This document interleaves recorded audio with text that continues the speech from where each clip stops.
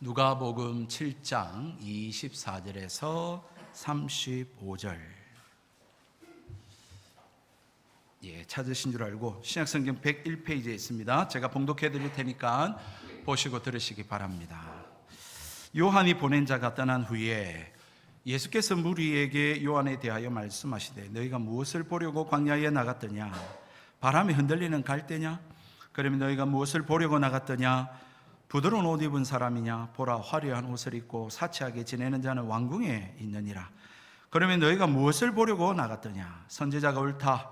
내가 너희에게 이르노니 선지자보다도 훌륭한 자니라.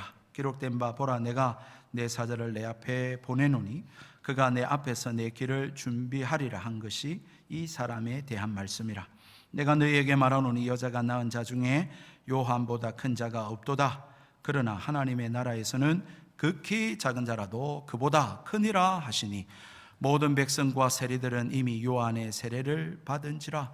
이 말씀을 듣고 하나님을 의롭다 하되 바리새인과 율법 교사들은 그의 세례를 받지 아니하므로 그들 자신을 위한 하나님의 뜻을 저버리니라.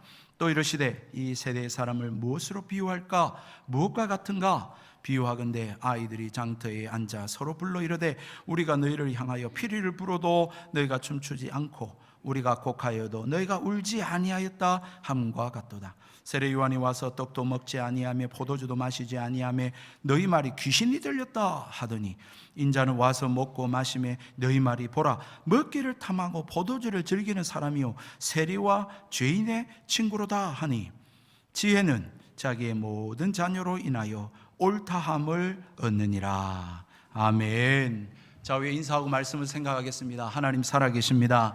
하나님의 은혜가 함께하길 바랍니다. 예수님 믿으시길 바랍니다.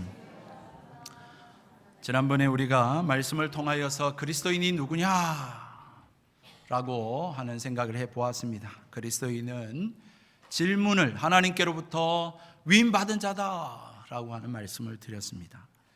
우린 미지의 세상을 살고 있습니다. 또한 한 치 앞도 모르는 인생길을 살아가고 있기에 저 하늘 위에는 뭐가 있을까? 저 바다 끝에는 뭐가 있을까? 라고 우리 선조들이 생각을 했듯이 인생이 무엇일까? 인생 끝에는 뭐가 있을까? 어떻게 될까? 라고 하는 질문을 하며 그렇게 진리를 찾아가는 자가 바로 그리스도인이다 라고 하는 말씀을 드렸습니다. 이런 측면에서 그러면 기독교인의 신앙생활이 뭐냐? 여러분 신앙생활을 하고 계시는데 신앙생활의 목표가 있으십니까? 왜 우리가 신앙생활을 하고 있는 거죠? 이 신앙생활을 뭐라고 정의할 수 있을까? 이 그리스도인의 정의에 따르면 진리의 마음문을 열고 진리를 찾고 진리 안에 거하며 살아가는 삶이 바로 신앙생활이다 라고 말씀을 드릴 수 있습니다. 아무도 적으시는 분이 없네요. 일부에도 아무도 없었는데 제가 나름대로 고민해서 이렇게 답을 내린 건데요. 다시 한 번 더 말씀드리자면 여러분 기독교인의 신앙생활은 뭐냐? 왜 신앙생활을 하느냐 하면 진리의 마음을 열고요, 진리를 찾고요, 그리고 그 진리 안에서 살기 위해서 하는 것이 신앙생활입니다.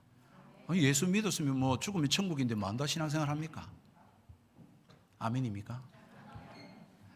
그래도 신앙생활 해야죠. 왜 신앙생활 합니까? 진리 안에서 살기 위해서. 세례 요한은 진리를 알고자 했습니다. 여러분 구약에 예언된 메시아를 기다리면서 그의 길을 예비하던 세례 요한이었습니다. 그런데 예수님의 행보가 자신이 기다리고 알고 있던 메시아와 좀 다른 것 같아서 제자들을 보내어서 예수님께 질문했습니다. 예수님, 도대체 당신은 하나님이 보내신 메시아가 맞습니까? 아니라면 우리가 다른 사람을 기다려야 합니까? 라고 물었습니다. 때마침 예수님께서는 수많은 병자들을 고치시면서 세례 요한의 제자들에게 너희가 가서 보고 들은 바를 전하라 라고 하시며 이사야서에 예언되어진 말씀, 우리가 지난주에 읽었던 22절에 맹인이 보며 못 걷는 사람이 걸으며 나병 환자가 깨끗함을 받으며 귀 먹은 사람이 들으며 죽은 자가 살아나며 가난한 자에게 복음이 전파된다 하라고 그렇게 일러주게 되었습니다. 그리고는 하셨던 말씀이 나로 인하여, 예수님으로 인하여 실족하지 않는 자가 복이 있다. 그렇게 말씀을 하셨던 것입니다. 여러분, 세례 요한이 이제 이 제자들, 지금 설교 듣고 있으니까 다른 설교는 다음에 집에 가셔서 들으셔도 좋겠습니다. 네네. 세례 요한의 제자들이 떠난 후에 예수님께서 무리들에게 그렇게 요한에 대하여 말씀하시는 것으로 오늘 본문이 시작이 되고 있습니다. 예수님께서는 24절로 26절의 말씀에 자기 앞에 모여든 사람에게 광야의 세례 요한을 보러 간 이유가 뭐냐?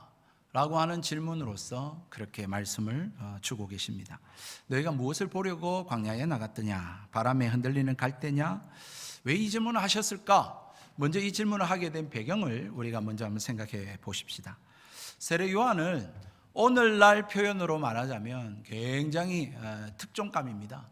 굉장히 귀한 그런 삶을 사셨던 분이 세례 요한입니다. 광야에 살고 있지요. 그리고 약대 트롯을 입고 있지요.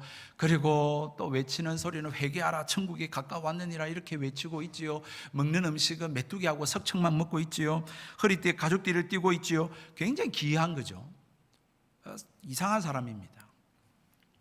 마가복음 1장 5절에는 이 사람을 보려고 수많은 사람들이 광야에 몰렸는데 유대와 그리고 예루살렘으로부터 사람들이 몰려가지고 그의 메시지 듣고 자복하고 회개하고 세례를 받더라.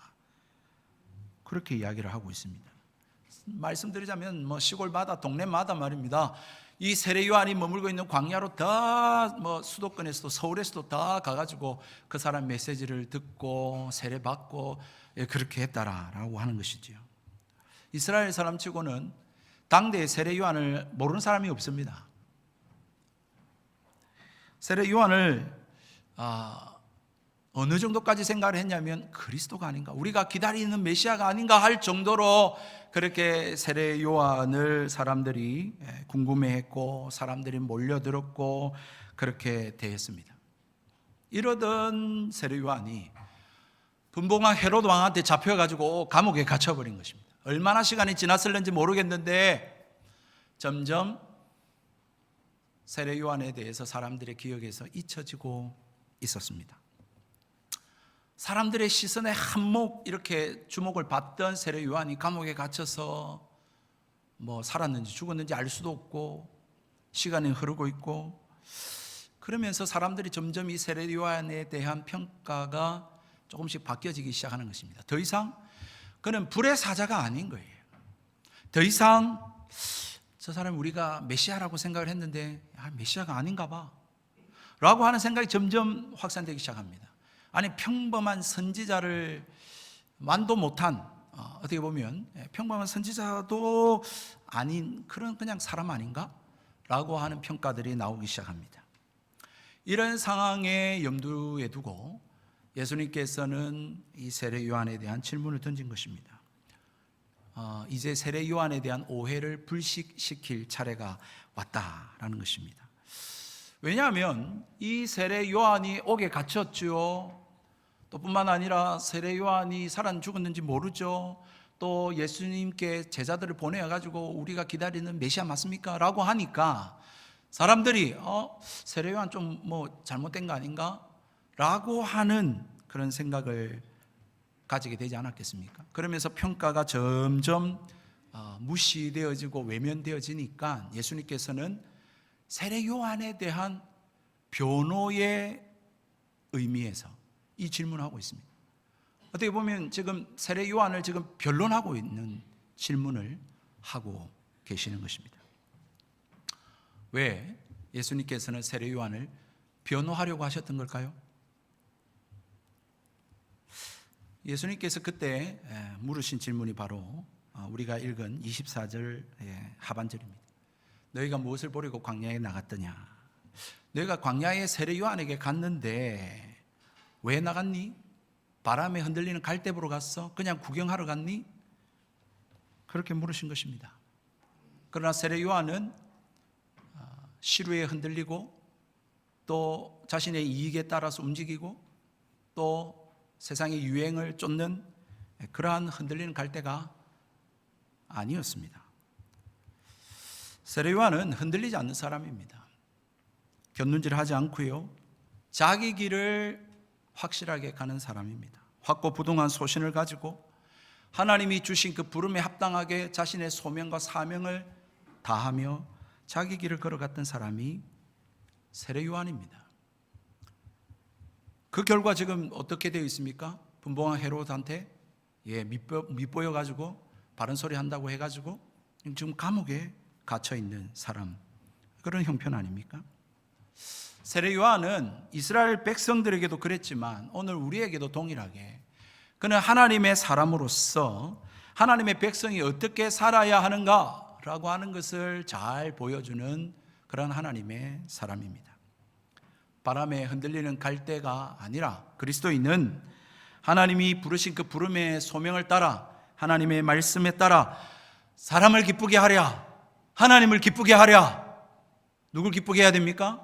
하나님을 기쁘게 하는 삶으로 살아가는 자가 바로 그리스도이다 라고 하는 것을 보여주는 자가 바로 세례요한인 것입니다. 그래서 예수님의 이 질문은 사실은 부정적인 답을 요구한 질문이었습니다. 의도한 것은 무엇입니까? 너희가 보려고 무엇을 보려고 나갔느냐? 흔들리는 갈대냐? 아니지 않느냐? 오늘도 우리에게 주님은 물으십니다. 지금 우리는 교회당에 나와 있습니다. 하나님 예배한다 합시고 지금 우리가 이 자리에 앉아 있습니다. 예수님 물으시는 거죠. 너희들 무엇하러 교회 나왔냐? 여러분, 어떤 대답을 해야 정답일까요? 이 교회 지금 예배 자리에 이 나와 있는 사람 중에는 이렇게 답하는 사람들이 있을 겁니다. 예, 교회 왔습니다 라고 하면서 사람들에게 눈도장 찍고 가는 사람들이 있을 거고요. 또는 이런 사람들이 있을 겁니다. 습관을 쫓아서 일요일 날 아침에 눈이 뜨여지고 뭐 별일 없으니까 아침에 예배하러 갔다가 오후에 볼일 보고 그렇게 자기의 루틴을 따라서 그렇게 교회당에 나와 있는 사람도 있을 것이고요. 어떤 사람은 정말 하나님의 말씀을 듣고 진리를 알고 그 진리를 따라서 그렇게 하나님의 은혜를 잊고 살아가기를 원하는 사람이 있을 것입니다. 지금 이 자리에 앉아 있는 여러분들은 어떤 마음으로 이 자리에 앉아 계십니까?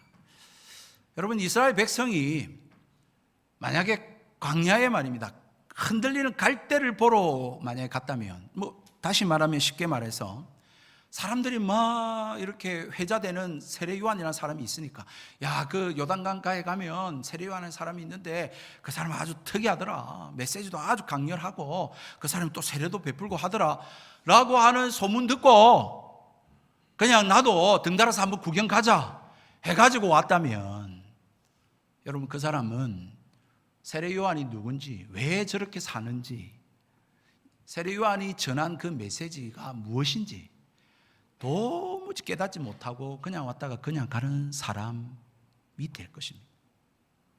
하나님의 뜻과 이 진리와는 불일치하면서 그렇게 그냥 왔다 그냥 가는 사람이 되고 말 것입니다.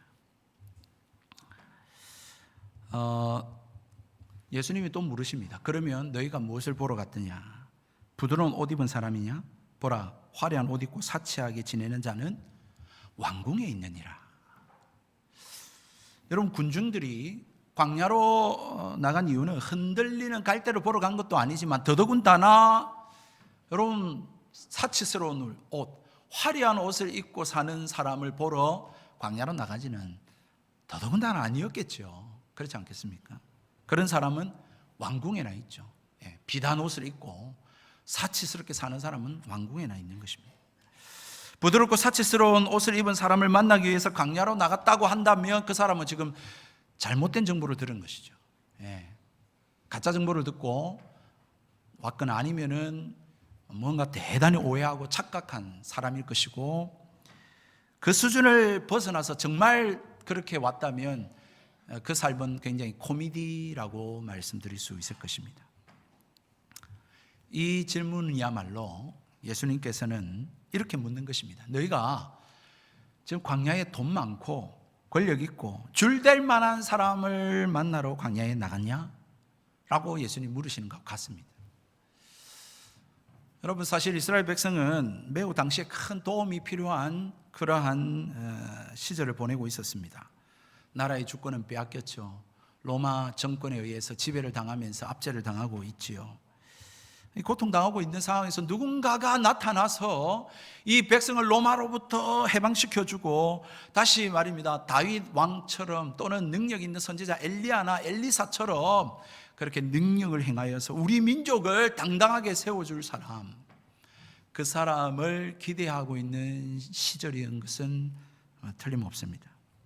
어쩌면 이스라엘 백성들은 세례 요한이 그런 일을 해줄 사람이 아닐까라고 하는 기대를 가졌을는지도 모르겠습니다. 그런데 지금 형편은 어떻습니까? 감옥에 갇혀 있죠. 헤롯 왕한테 잡혀 있습니다. 꼼짝 못하는 신세가 되어졌습니다. 그러니까 사람들이 그에게 가졌던 기대가 사라지면서 실망은 커져가고 폄하하고 이제 무시하고 외면하는 그러한 단계에 이르게 되어졌다는 것입니다. 여러분, 예수님께서 이 질문을 하시면서도 당연히 반문입니다. 반문. 야, 너희들이 광야에 흔들린 갈대 보러 갔냐? 아니지 않느냐? 너희들이 광야에 화려한 옷을 입고 그런 사치스러운 삶을 사는 사람 보러 갔냐? 그것도 아니지 않느냐? 라고 물으시고 대답하시는 것이죠. 세례 요한에게 정치 권력을 기대했다거나 경제적 재력을 기대했다면 대단히 심각한 오해이고 착각이십니다. 그런 오해에서 어떤 문제가 발생합니까? 하나님이 왜 세례 요한을 보냈는지, 왜 세례 요한이 저렇게 행동을 하고 사는지, 더 나아가서 세례 요한이 예수님께 한 말, 보라 세상 죄를 지고 가는 하나님의 어린 양이로다 라고 하면서 예수님께서 오셨다, 메시아가 오셨다라고 하는 그의 선언에 대해서 여러분, 사람들이 어떻게 여기겠습니까? 예수님이 누구인지, 예수님이 왜 오셨는지도 제대로 알지 못하게 되는 그러한 일들이 벌어지게 되는 것이죠. 결국 또한 이 세례 요한에 대한 오해와 무시로 말미암아서 세례 요한이 세례를 베풀고 선포했던 그 메시지와 예수님에 대한 그 증거가 또한 하나님의 뜻과 하나님의 진리와 불일치를 이루게 되어 버린다라고 하는 사실인 것입니다. 결국은 하나님의 뜻과 진리를 모르게 되는 것입니다. 여러분, 우리도 마찬가지 아니겠습니까? 우리도 지금 하나님 앞에 진리를 알려고, 하나님의 뜻을 알려고 이 자리에 나왔는데, 여러분, 하나님 앞에서 무엇을 위해서 지금 우리가 이 자리에 앉아 있을까? 정말 이 세상 사람들처럼 말입니다, 세상의 출세와 입신양명과 성공과 여러분 어떤 권력을 하나님께로부터 얻고자 이렇게 나왔다면, 여러분, 그건 대단히 착각하시고 잘못 알고 계시는 것입니다. 이 기독교를 잘 모르고 성경을 잘 모르고 계시는 분이십니다. 하나님이 궁극적으로 우리에게 원하시는 뜻이 그거겠습니까? 아니, 여러분, 예수님을 십자가에 못 박혀 죽이시기까지 하나님께서 우리에게 주시고자 하는 것이 그런 것이겠습니까? 세례 요한은 왕궁에 살지 않고 광야에 살면서 그가 입는 옷, 그가 먹는 음식, 그가 외치는 그 메시지를 통해서 왕궁에 사는 사람과 세상 사람들이 추구하는 것과 정반대의 그러한 모습들을 그는 의도적으로 보이고 나타냈던 삶이었습니다. 메시아가 오시는데요, 임박한 하나님의 진노가 이제 다가오고 있는데 회개하라, 천국이 가까워왔느니라 라고 하면서 그의 메시지를 전한 그 메시지에 합당하게 그는 살아갔던 자였다라는 것입니다. 결코 시류에 편성하여서 권력자들에게 아부하면서 그렇게 안락함과 화려함을 누리고 살고자 했던 사람이 아니었습니다. 예수님이 마지막 묻습니다. 그러면 너희가 무엇을 보려고 나갔더냐? 선지자냐? 맞다. 너희에게 이르노니 선지자보다 나은 자다, 훌륭한 자다. 그렇게 예수님께서 말씀하고 있습니다. 여러분, 세례 요한은 정말 선지자였습니다. 요한의 자신의 모습들을 통해서 자신이 정통적인 선지자들의 반열 위에 있었다라고 하는 것을 그의 옷, 먹는 음식, 그의 외치는 메시지를 통해서 구약에서 전통적으로 해왔던 선지자들의 모습을 그대로 보여주었습니다. 자기의 삶에 주어진 방식으로서 하나님의 의를 이루기 위한 삶을 살았던 자가 세례 요한이었습니다. 뿐만 아니라 그는 구약의 선지자들이 예언해왔던 메시아를 예언할 뿐만 아니라 여러분, 메시아가 온 것을 보았던 사람이 바로 세례 요한이었습니다. 그렇기 때문에 그는 다른 선지자들보다 훌륭한 선지자다라고 하는 평가를 예수님이 해 주셨다라고 하는 것입니다. 다른 선지자들은 그냥 멀리서 이런 사람이 올 거야, 누군지도 모르고 그렇게 예언을 했지만, 세례 요한은 지금 예수님을 보면서 보라, 세상 죄를 지고 가는 하나님의 어린 양이다, 메시아가 왔다, 회개하라 라고 하는 선언을 했으니까요. 그가 정말 다른 선지자보다 훌륭하고 훨씬 나은 그런 선지자임이 틀림이 없었다라고 하는 것입니다. 그는 말라기 3장 1절의 말씀을 예수님께서 인용하시면서 정말 메시아가 오실 것을, 그의 길을 예비하는 자로서 쓰임받았고 그 사명을 훌륭하게 충실히 감당했던 자가 바로 세례 요한이었음을 예수님께서는 그에게 말씀을 하고 계셨습니다.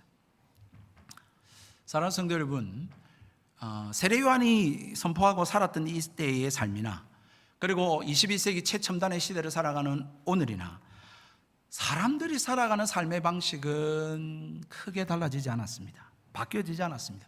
세상 사람들이, 어쨌든 이 세상을 살아가는 사람들이 추구하는 삶의 방식은 크게 두 가지라고 말씀드릴 수 있습니다. 대부분의 사람들, 첫 번째는 뭐죠? 세상에서 안락과 부귀를 목표로 살아갑니다. 세상 살면서 누가 고통스러움을 원하는 사람이 있을까요? 누가 고생하며 살고 싶어하는 사람 어디 있을까요? 정말 세상을 살면서 어떻게 하면 좀 편안하게 살고 좀 부족함 없이 넉넉하게 살 수 있을까? 그것이 인생의 우리 대다수의 사람들의 목표로 그렇게 살고 있지 않습니까? 또 한편의 삶의 방식이 있습니다.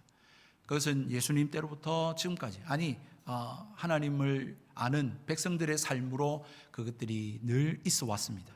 그래서 다름 아닌 이 세상에서 나그네의 삶을 살고 행인으로서, 지나가는 사람으로서 살아가는 그런 삶의 방식, 모습이라는 것입니다. 여러분, 이들의 삶은 세상 사람들이 볼 때 저 사람들 왜 저렇게 살지? 세상에 말뚝박고 살아가는 사람이 아니구나 라고 하는 모습으로 살아갔던 사람들의 모습이었습니다. 여러분, 유목민을 노마드라고 그러죠. 노마드. 오늘은 이곳, 내일은 저곳 하면서 이렇게 하루하루 하나님의 인도함을 받아 살아가는 사람. 그리스도인을 비유로 하자면 노마드의 삶입니다. 왜냐하면 우리는 이 땅에서 천년만년 살 것이 아니기 때문에 그렇습니다. 주님이 다시 오실 것이고 하나님의 나라가 이 땅 가운데 펼쳐질 것이기 때문에 세상 사람들이 볼 때는 너는 무슨 재미로 세상 사냐? 너는 이 땅에 말뚝박고 살 것처럼 살지 않는구나. 막 아동바동하면서 집착하면서 막 그렇게 살지 않는 것이죠. 그러면서 세상 사람들한테 보여줍니다. 어떤 삶을 보여줍니까? 세상의 종국이 어떻게 될 것임을, 이 인생의 끝이 어디로 흘러갈 것임을 보여주는 자가 바로 그리스도인이다 라고 하는 것이죠. 왜 이렇게 사냐고? 하나님 나라가 임할 거거든, 우리 하나님 앞으로 갈 거거든 라고 하면서 내 삶을 세상 사람들한테 보여주는 자다라고 하는 것입니다. 또 있습니다. 우리는 다시 오실 그분을 위해서 살아가는 사람들입니다. 주님이 다시 오신다고 약속했거든요. 마지막 성취, 마지막 남은 하나의 성취의 약속이 바로 주님 다시 오시겠다라고 하는 약속입니다. 저는 그것을 믿습니다. 그렇기 때문에 여러분, 우리는 주일이지만 놀러 갈 수도 있고 여행 갈 수도 있고 잠을 더 잘 수도 있고 하는 시간이지만, 그럼에도 불구하고 하나님 앞에 나와 예배하며 주님 오실 것을 기다리며 살아갑니다. 또한 다시 이 땅에 오실 하나님 나라를 예비하고 준비하며 살아가는 자들이 바로 그리스도인이라는 것입니다. 우리가 그렇게 고백할 뿐만 아니라 세상 사람들이 그렇게 우리의 삶을 보면서 느낄 수 있도록 보여주는 삶을, 말해주는 삶을 살아가야 한다라고 하는 사실입니다. 하나님은 메시아의 길을 예비시키고 준비시키기 위해서 세례 요한을 앞서 보내셨습니다. 따라서 세례 요한이 그런 목적으로 보낸 선지자임을 우리가 인정하지 않고 받아들이지 않고 무시할 때에 세례 요한에 대한 오해가 될 뿐만 아니라 그가 메시지를 선포하고 그가 살았던 그 삶에 대한 부정이 되어진다라고 하는 것입니다. 결국은 세례 요한에 대한 오해는 예수님에 대한 오해를 낳게 되는 것입니다. 세례 요한을 선지자로서 받아들이고 보라 세상 죄를 지고 가는 하나님의 어린 양이로다라고 했던 그 메시지를 여러분 간과하게 되어지면 어떤 일이 벌어지겠습니까? 그냥 세례 요한은 그냥 사회적 개혁을 부르짖다가 옥에 갇힌 신세가 된 처량한 한 투사 중에 한 사람으로 그렇게 판단하게 될 것이고, 그가 지목하고 외쳤던 예수님에 대한 그 메시아 되심을 여러분 인정하지 않고 받아들이지 않게 될 것이고, 그러면 어떻게 되겠습니까? 하나님의 뜻과 하나님의 진리와 불일치의 삶을 살게 되고 만다라는 것입니다. 오늘도 똑같습니다. 제가 전하는 이 메시지를 하나님의 말씀으로 받지 아니하면 결국은 하나님의 뜻, 하나님의 진리와 불일치하는 삶을 살게 될 것이고, 여러분 그런 사람들이 있었습니까? 없었습니까? 있었지요. 오늘 30절 말씀해 보십시오. 바리새인과 율법 교사들은 그의 세례를 받지 아니하므로 그를 자신을 위한 하나님의 뜻을 저버리니라. 결국 세례 요한을 무시하고 외면하는 것으로 끝나는 문제가 아니라 결국은 그를 받아들이지 아니함으로 말미암아 세례를 받지 아니할 뿐더러 하나님의 뜻을 저버리는, 스스로 자초하는 그런 결과를 낳게 되었다라고 말씀을 하고 있는 것입니다. 여러분, 바리새인과 이 율법 교사들이 어떤 사람들입니까? 하나님의 말씀을 여러분 최고의 가치를 두고 구약 성경을 가지고 연구하고 그 말씀대로 가르치고 살아가려고 하던 자들이 아닙니까? 하나님의 말씀, 율법, 진리에 대해서는 둘째가라면 서러운 사람이고 그 서러움 때문에 죽을 사람들입니다. 그런데 이 율법과 이 하나님의 말씀에 정통한 사람들이 어떻게 했습니까? 세례 요한의 메시지를 받아들이지 않고 거부해버림으로 말미암아 스스로 하나님의 뜻을 저버리는 그런 어리석은 결과를 낳게 되어졌다라고 하는 사실인 것입니다. 참 안타깝죠. 스스로 하나님의 뜻을 저버린 사람, 교회에 앉아있지만 수십 년의 신앙생활을 하지만 하나님 뜻이 무엇인지 진리가 뭔지 여기에 관심 없이 그냥 종교생활 하신 분들, 여러분 이런 사람들이 없게 되기를 주의 이름으로 축복을 드립니다. 세례 요한을 어떻게 평가하느냐, 중요한 문제입니다. 그러나 사실 그보다 더 중요한 것은 예수님이 누구냐라고 하는 것을 제대로 아는 것, 그것이 더 핵심이죠.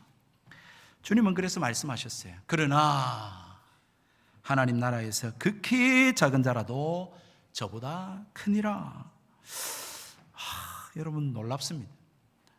세례 요한이 하나님 나라 못 들어갔다 이런 의미가 아니고요, 시간적으로 세례 요한은 분명히 메시아의 오심의 그 길을 예비하고 준비한 사람으로 쓰임받은 것은 분명하고 그 소임을 다한 것은 맞지만, 메시아가 오셔서 행하시는 그 일들을 보면서 하나님 나라의 꽃이 피고 열매가 맺는 것은 보지 못하고 경험하지 못한 그러한 사람이었다라고 하는 것을 말씀하고 있는 것입니다.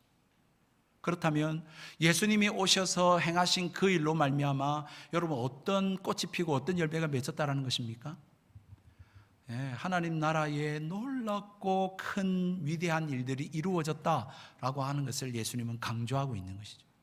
여러분 세례 요한이 와서 외치고 증거한 그 메시지도 너무 귀하지만 여러분 그거하고 비교할 수 없는 일이 바로 예수님께서 오셔서 행하신 일이라고 하는 사실입니다.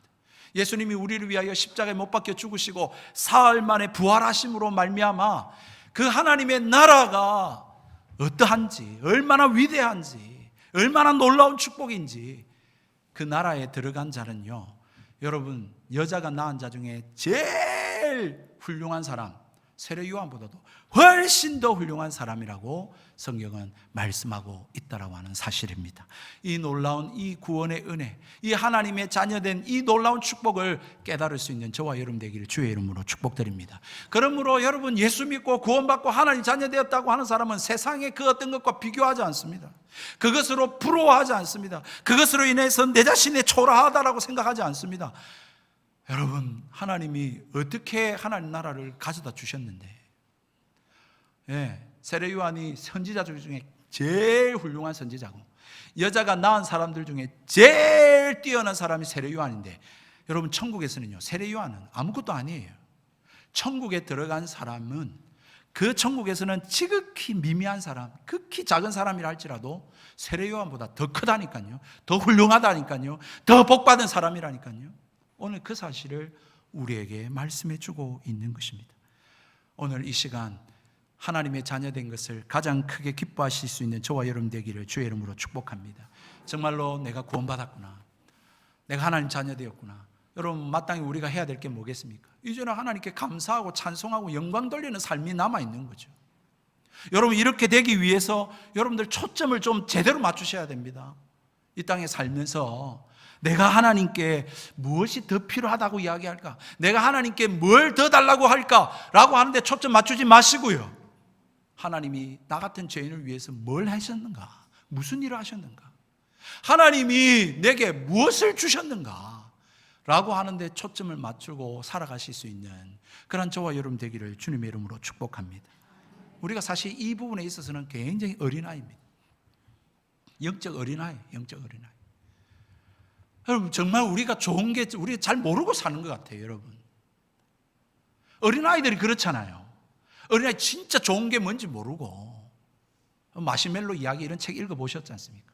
야, 5분만 너 참고 기다리면 마시멜로 2개 줄게. 그런데 이 애는 5분은 못 참죠. 그냥 눈에 보이는 마시멜로를 먹어버려요. 당장 지금 내한테, 내 눈앞에 있는 것을 취하고자 하는 것이 어린아이예요. 그런데 여러분, 그렇지 않습니까? 그것이 우리에게 진정 좋은 것이 아니지 않습니까?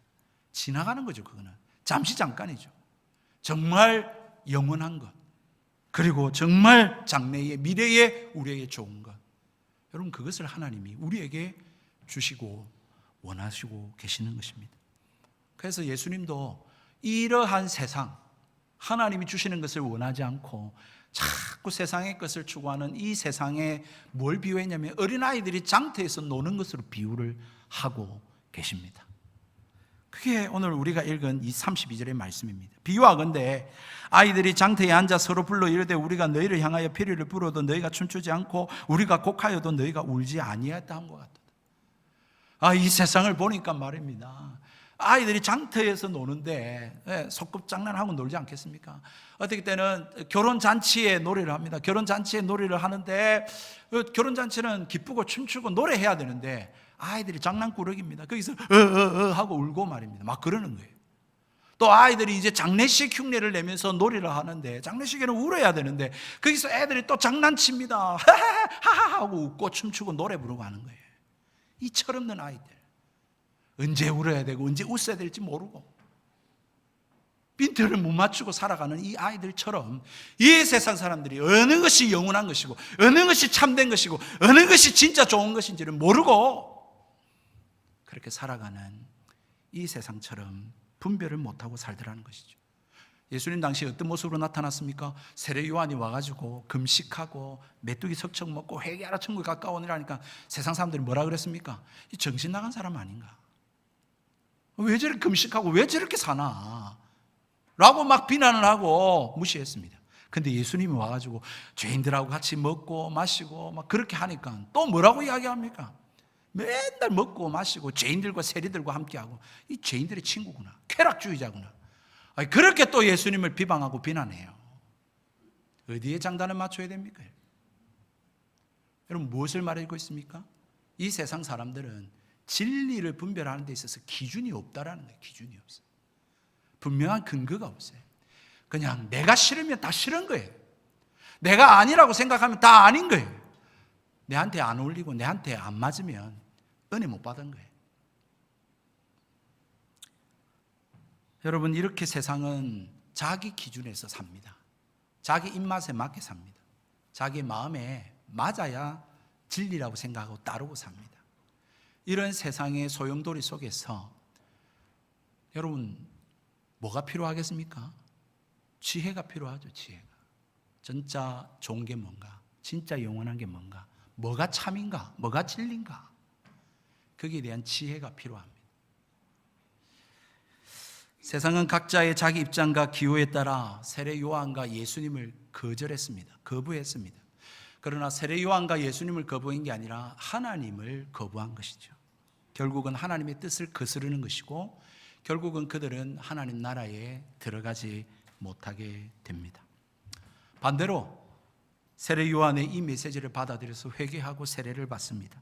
그리고 세례 요한이 지목했던 예수를 우리의 죄를 위해서 이 땅에 오신 그리스도로 영접하고 순종하고 그를 따릅니다. 그런 자를 일컬어서 오늘 성경은 지혜로운 자녀라고 말씀하고 있는 것입니다. 이 지혜는 하나님의 지혜입니다. 하나님이 지혜를 주셔야 깨달을 수 있고 믿을 수 있는 것입니다. 뭐가 참인지 뭐가 거짓인지를 분별할 수 있는 지혜는 우리에게 있지 아니하고 하나님이 깨닫게 해주시고 하나님이 은혜 주셔야 되고 하나님이 지혜 주셔야 된다라고 하는 사실을 말해주고 있는 것이죠.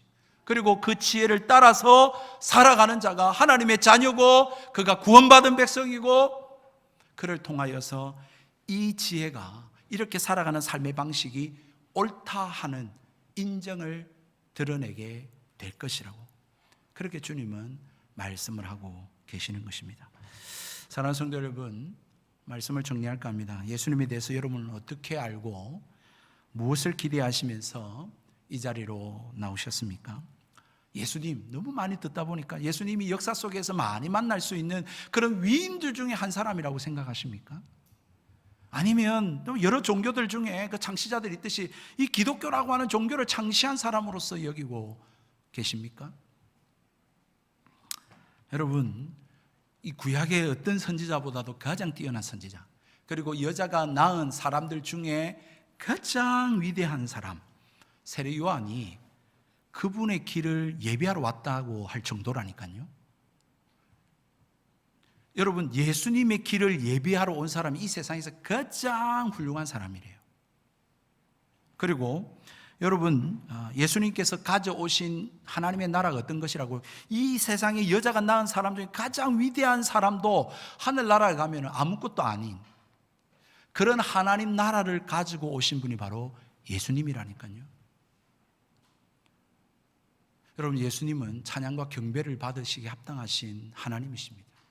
여러분, 예수 믿으시기를 주의 이름으로 축복합니다.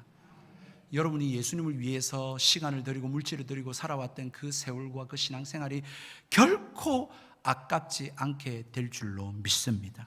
정말로 세상 사람들은 예수 믿어봤자 천날 백날 그렇게 살아봤자 아무 소용없다라고 비난하고 조롱하고 우리의 신앙생활을 비웃을는지 모르겠지만, 그러나 아니요, 예수 그리스도를 믿는 자들에게는 예수 그리스도의 이 복음과 하나님 앞에서 드리는 이 예배 시간이 우리의 힘이고 우리의 위로고 우리의 기쁨이 될 줄로 믿으시기 바랍니다. 하나님이 그렇게 입증하실 것입니다. 뿐만 아니라 이 땅 위에서 아니라 주님이 다시 오실 때에 그렇게 주님 말씀 따라 진리 따라 주님과 동행하며 그렇게 살아온 사람들을 헛되지 않고 어리석지 않았다라고 그렇게 하나님께서 입증하시고 영광을 드러내어 주실 것을 믿으시기를 바랍니다. 그래서 더욱 이 땅에 살면서 주님 더 사랑하고 주님 더 가까이 하고 주님과 동행하며 주님께 영광 돌려드릴 수 있는 저와 여러분의 삶이 되기를 주님의 이름으로 축복드립니다. 우리 함께 찬양하시겠습니다.